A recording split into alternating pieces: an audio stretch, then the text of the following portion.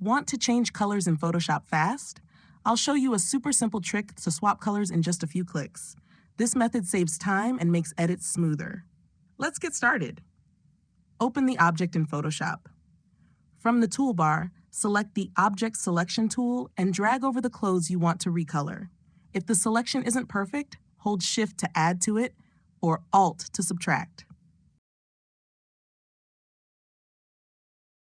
In the Layers panel, click the folder icon to create a new group. Then, click Add Layer Mask to apply a mask of your selection within the group. Now click Create New Adjustment Layer at the bottom of the panel and select Brightness Contrast. Click Create New Adjustment Layer again and select Solid Color.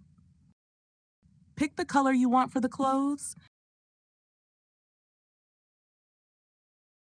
and change the blending mode to color. This keeps the texture and details intact. Click on the Brightness Contrast layer and adjust the sliders to fine-tune the look.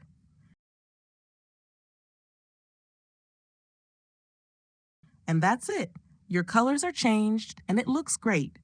That's how you so easily change object colors in Photoshop. In the next video, we'll explore more inspiring tutorials. Don't forget to subscribe.